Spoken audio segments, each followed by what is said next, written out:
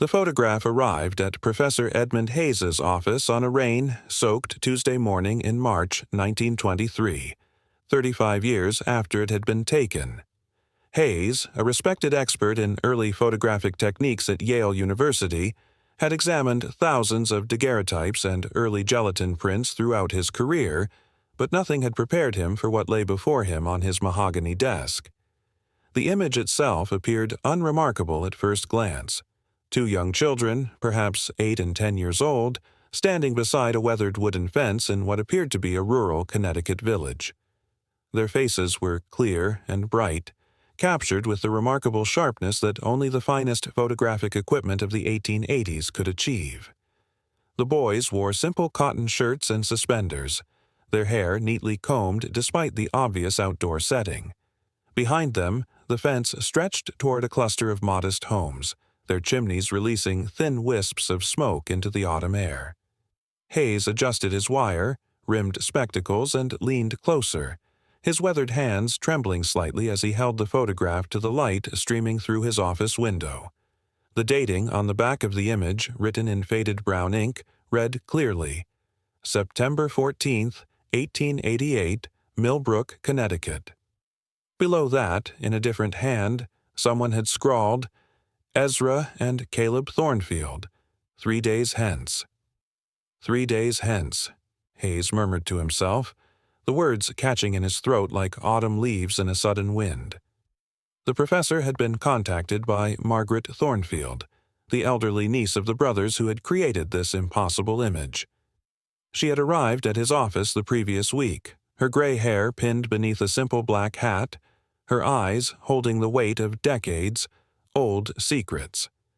Margaret had placed a worn leather satchel on his desk with the careful reverence of someone handling sacred relics. Professor Hayes, she had said, her voice barely above a whisper, I need you to examine these photographs. My uncles, they created something that shouldn't exist. Now, alone in his office with the photograph before him, Hayes understood the gravity of Margaret's words. According to the detailed notes she had left with him, the image showed the two Thornfield children exactly as they had appeared on September 17, 1888, 3 full days after the camera had captured them. The implication sent a chill through his scholarly composure. Hayes reached for the magnifying glass on his desk, his academic mind struggling to reconcile what he was seeing with everything he understood about the physics of light and photography. The brothers, Ezra and Caleb Thornfield, had built their camera in the cramped workshop behind the old Millbrook mill, a structure that still stood at the edge of the village like a monument to forgotten industry. According to Margaret's research, local residents had reported seeing the brothers receive regular shipments of peculiar glass plates from an unnamed supplier in Boston, plates that seemed to shimmer with an unusual quality when held to the light. The workshop itself had been a marvel of improvised engineering. Ezra, the elder brother at 26, possessed an intuitive understanding of optics that had never been formally trained, but seemed to emerge from some deeper well of knowledge. Caleb, 3 years younger, had the steady hands of a craftsman and an obsessive attention to detail that complemented his brother's theoretical insights perfectly. Together, they had spent months constructing their camera, grinding lenses by hand, and calibrating mechanisms with the precision of master clockmakers. Neighbors often reported seeing lights burning in their workshop well into the early hours of morning, accompanied by the sounds of sawing, hammering, and what one witness described as a peculiar humming, like electricity trapped in glass. Hayes set down his magnifying glass and walked to the window, gazing out at the New Haven skyline as he tried to process the impossibility before him.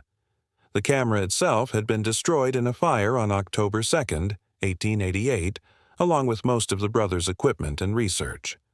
What survived were 17 photographs that defied every known principle of light and time, each image showing its subjects not as they were when photographed, but as they would appear hours or days in the future.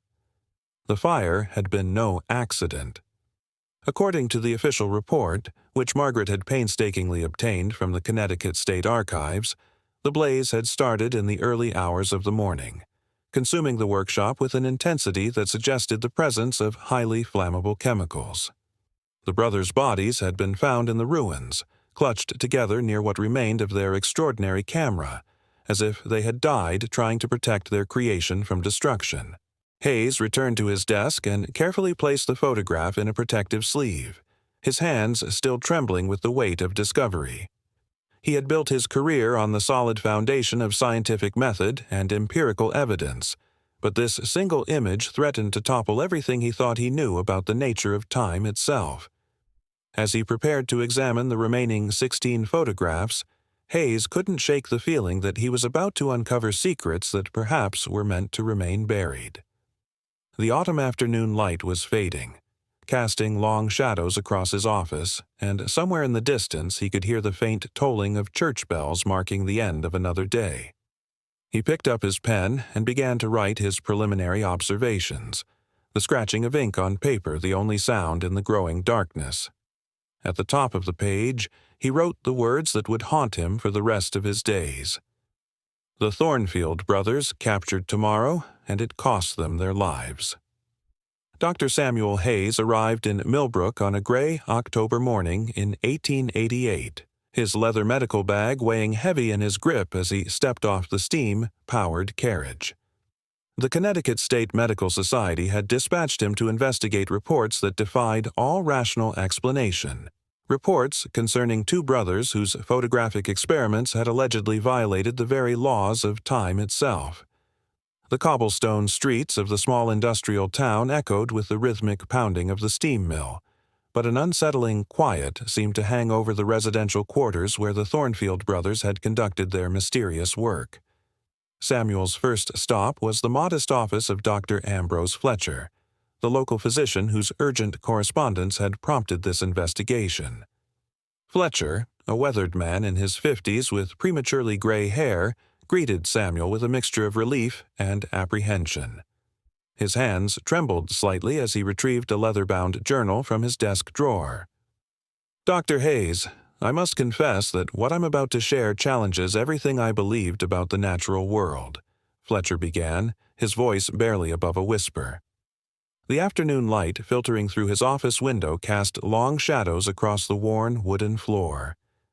"The Thornfield brothers, Ezekiel and Josiah, they came to me repeatedly over the past 6 months, requesting the most peculiar chemical compounds." Samuel leaned forward, his scientific curiosity overriding his skepticism. "What manner of compounds, Dr. Fletcher?" Fletcher opened his journal, his fingers tracing over meticulously detailed entries. "Silver nitrate in quantities far exceeding any photographic need, mercury solutions of unusual concentration, and substances I'd never heard of, compounds they claimed were essential for what they called temporal manipulation." His voice grew more strained with each word. "I thought them merely eccentric inventors, perhaps attempting to improve upon the daguerreotype process. How wrong I was." The two physicians spent the remainder of the afternoon reviewing Fletcher's detailed records. Each entry painted a picture of growing obsession and increasingly dangerous experimentation. The brothers had spoken of capturing not just images, but moments from different periods of time, past and future converging through their lens. Fletcher's handwriting became more erratic in later entries, documenting strange phenomena he'd witnessed during his visits to their workshop. As evening approached, Samuel decided to seek additional testimony from the local clergy. St. Matthew's Church stood at the heart of Millbrook, its Gothic spire piercing the darkening sky like an accusatory finger. Reverend Hosea Blackwood, a stern man with deep-set eyes and calloused hands that spoke of a working-class background, received Samuel in the church's dimly lit study.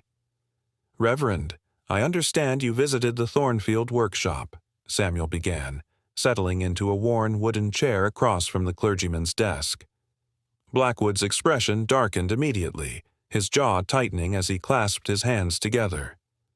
"Dr. Hayes, in 30 years of ministry, I have witnessed human suffering, celebrated human joy, and offered comfort in humanity's darkest hours. But what I saw in that workshop..."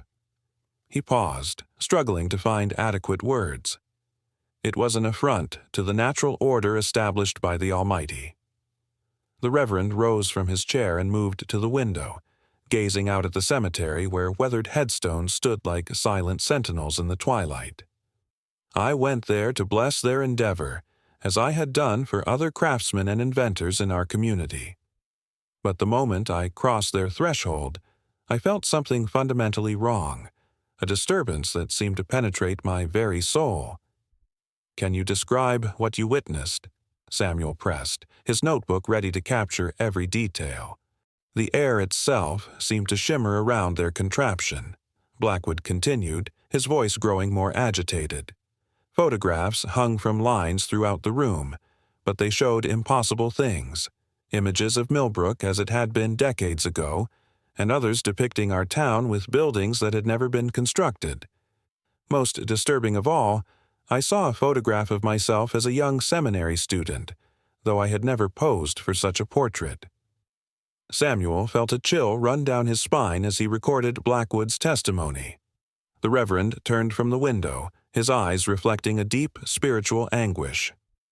"I refused to bless their workshop, Dr. Hayes. Whatever force they had unleashed, there was not of divine origin. I warned them that some boundaries should never be crossed, but they dismissed my concerns as the superstitions of an old man." Blackwood's voice carried the weight of prophetic dread.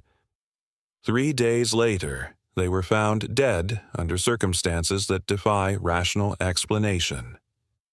The following morning, Samuel made his way to the sealed workshop where the tragedy had occurred. The building stood at the edge of town, isolated and foreboding. Local authorities had cordoned off the area, but Samuel's credentials from the medical society granted him access. Sheriff William Morrison, a practical man who prided himself on logical thinking, accompanied him to the scene. "Dr. Hayes, I've investigated accidents, murders, and every manner of death you can imagine," Morrison said as he unlocked the workshop door.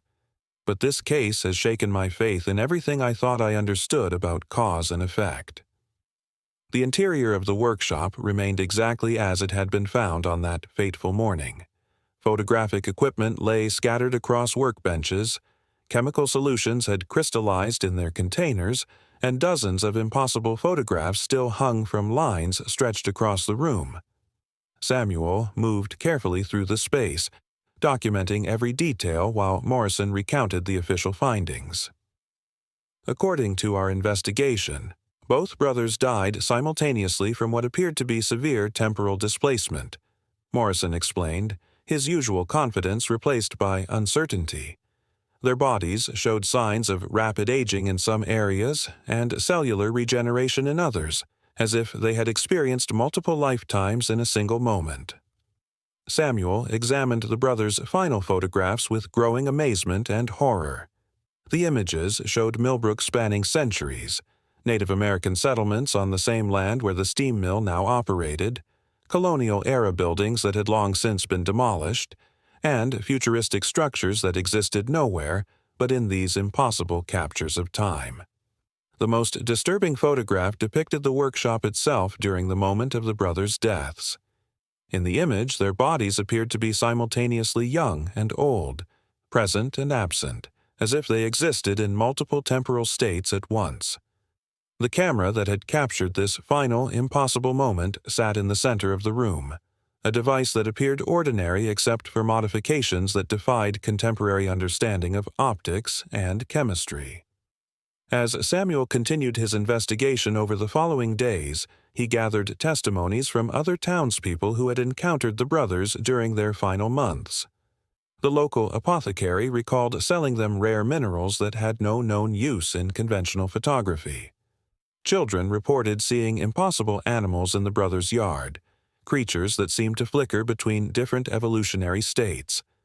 Even the town's most skeptical citizens admitted to experiencing strange temporal sensations when passing near the workshop. The weight of evidence mounted with each interview, each examination of physical evidence, each review of the brothers' increasingly frantic notes. Samuel found himself confronting a reality that challenged the fundamental assumptions of medical and scientific knowledge. The brothers had indeed discovered something profound and terrible, a method of manipulating time itself through their photographic process. As Samuel prepared his final report for the Connecticut State Medical Society, he realized the full implications of his findings. The Thornfield brothers had not simply died in an accident. They had become victims of their own success in breaking through barriers that perhaps should have remained intact. Their camera had become a window into the fluid nature of time itself, revealing that the linear progression of moments was far more fragile than anyone had imagined. Samuel sealed his report in an envelope marked with the highest level of confidentiality, knowing that the authorities would likely suppress his findings rather than confront their disturbing implications. The official record would list the brothers' deaths as accidental, a convenient fiction that preserved the comfort of conventional understanding. As he prepared to leave Millbrook, Samuel reflected on the profound truth that his investigation had revealed, that some discoveries were too dangerous for the world to acknowledge. What the authorities couldn't explain, they chose to bury. The afternoon rain drummed steadily against the wooden planks of Millbrook's general store as Augustus and Thaddeus Whitmore positioned their peculiar camera apparatus on the muddy street. Eleanor Hartwell stood nervously before the lens, her dark woolen dress clinging to her frame in the dampness, her hands trembling as she clutched her worn leather purse. The brothers worked in their characteristic silence, their movements precise and deliberate, seemingly oblivious to the weather that had driven most townsfolk indoors. "Stand perfectly still, Mrs. Hartwell," Augustus instructed, his voice carrying an odd resonance that made the woman's skin prickle with unease. The camera's brass fittings gleamed despite the overcast sky, and she noticed with growing alarm that the lens itself seemed to emit a faint, ethereal glow that defied the gray afternoon light.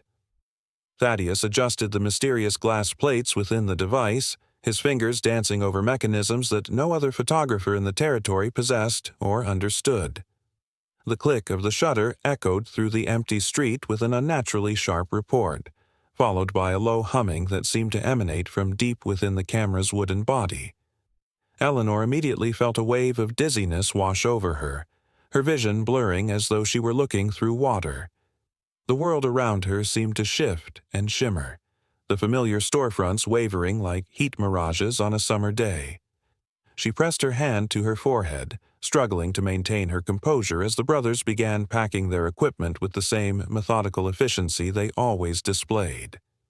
When the developed photograph was presented to her 3 days later, Eleanor stared in bewilderment at the image before her. The woman in the photograph stood in brilliant sunlight that had not existed during the session, wearing an elegant blue silk dress with intricate pearl buttons and a matching bonnet adorned with white ribbons. It was a dress she had admired in the window of Morrison's dry goods store, but had never purchased, considering it far too expensive for her modest means.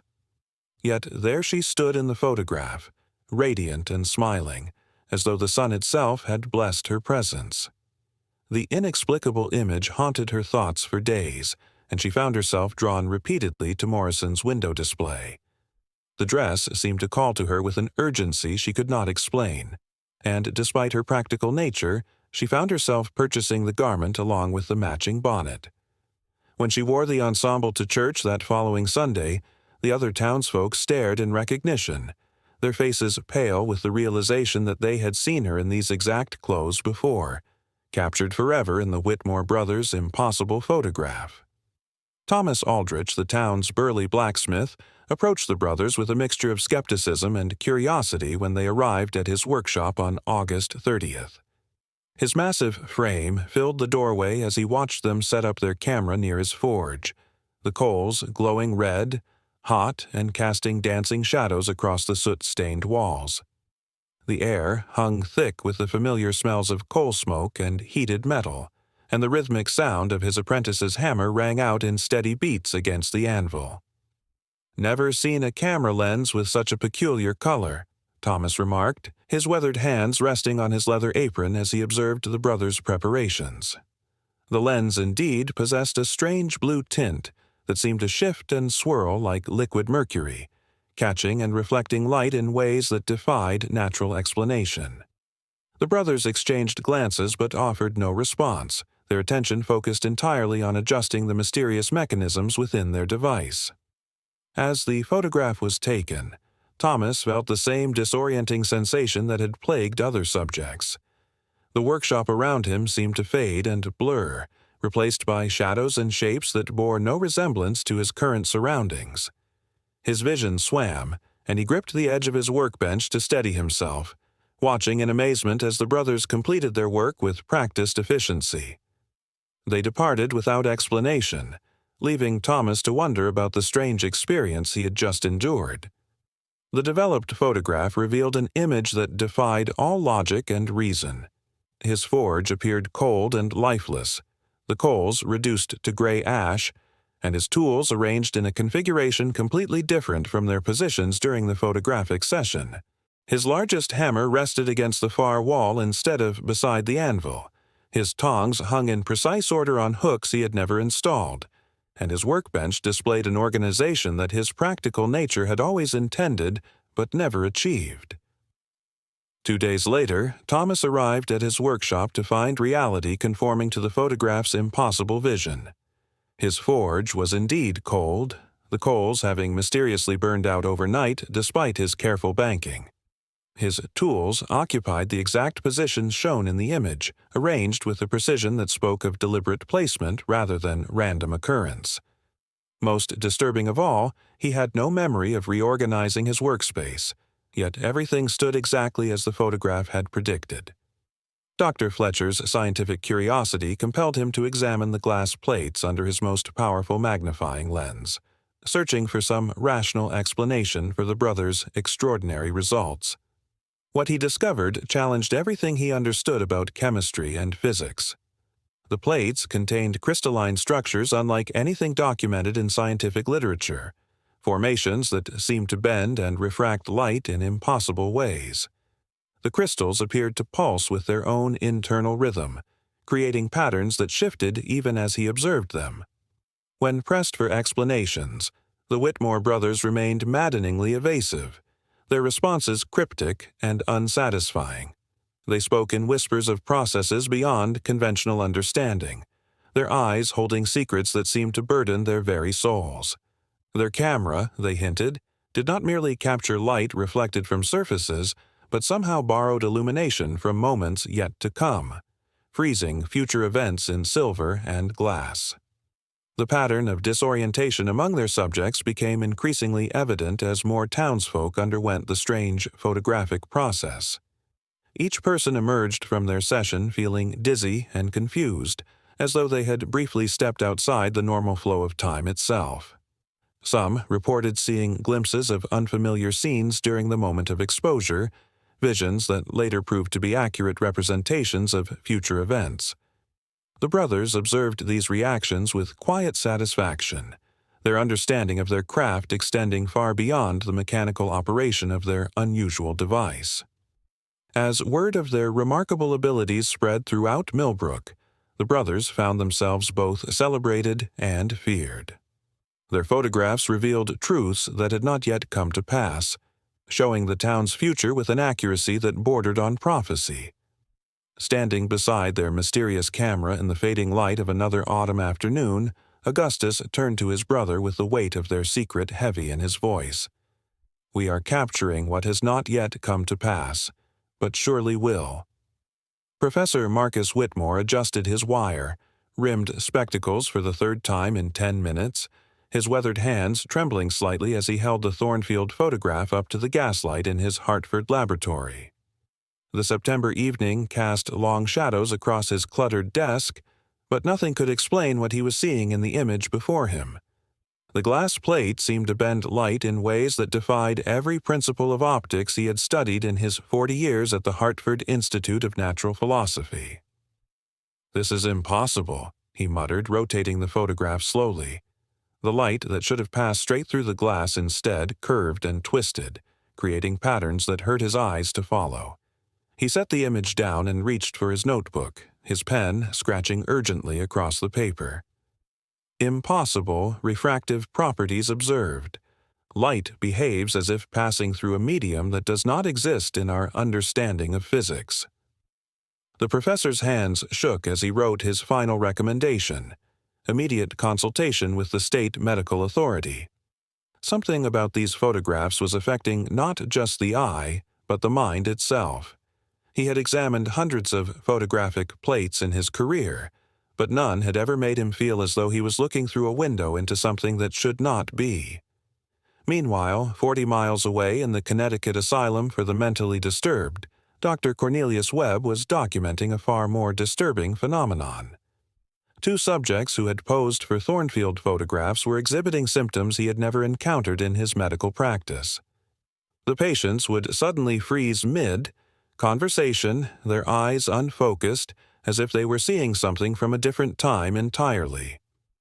Patient exhibits severe temporal displacement, Webb wrote in his careful script. Subject claims to be experiencing events that occurred 3 days ago as if they were happening now. When questioned about the present moment, he becomes agitated and insists that time is moving backwards through the glass. The doctor paused, his pen hovering over the paper. He had been reluctant to make the connection, but both patients had been photographed by the Thornfield brothers within the past month. The asylum's telegraph operator had been busy that week, sending urgent messages between Hartford officials and someone in Washington whose name was carefully omitted from all records. The coded messages spoke of unusual photographic phenomena and potential federal implications. Each response from the capital grew more urgent, and by late September the telegraph lines were buzzing with encrypted communications that made the local operators nervous.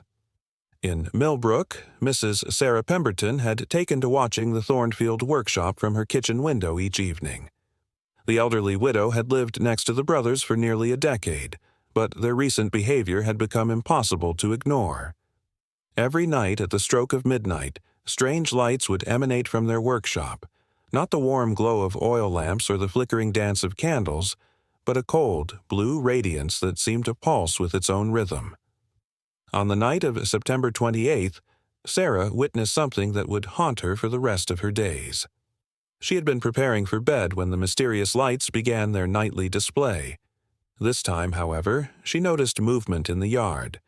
Both Thornfield brothers stood perfectly still in the moonlight, their faces turned upward toward something she could not see. They remained motionless for exactly 17 minutes. She counted every one on the mantel clock, staring at the empty sky as if transfixed by an invisible presence. "What in the Lord's name are they looking at?" she whispered to herself, pressing her face against the cold window pane. The brothers never moved, never blinked, standing like statues until the 17th minute passed. Then, as suddenly as it had begun, their vigil ended. They turned in perfect unison and walked back to their workshop, leaving Sarah trembling behind her curtains. Word of these strange occurrences had reached Jonathan Ashford, the curator of the Regional Historical Museum.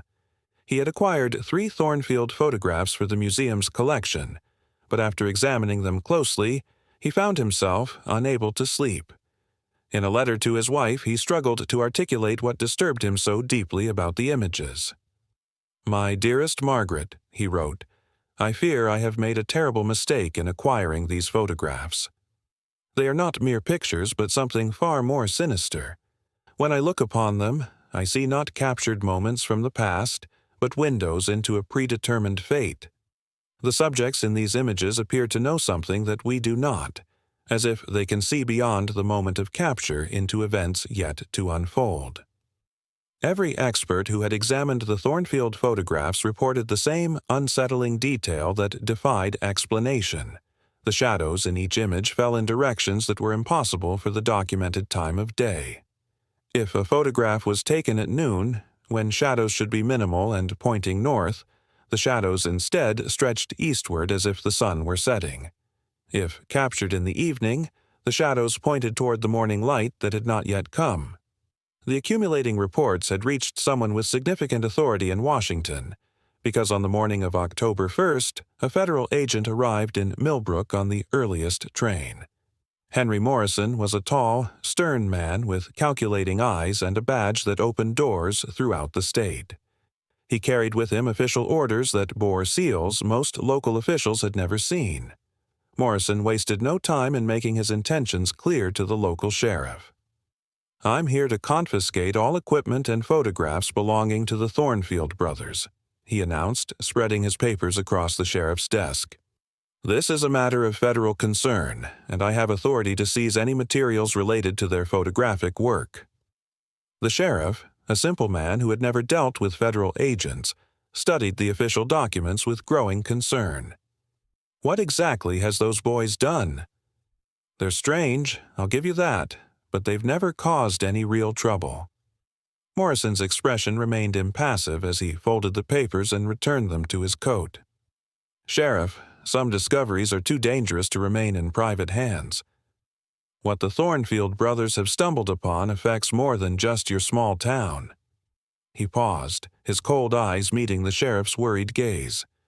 "The government's interest in this matter extends far beyond simple scientific curiosity. Disclaimer: the story you just watched is fictional. It explores themes of invention, destiny, and the eerie intersection of science and the unknown.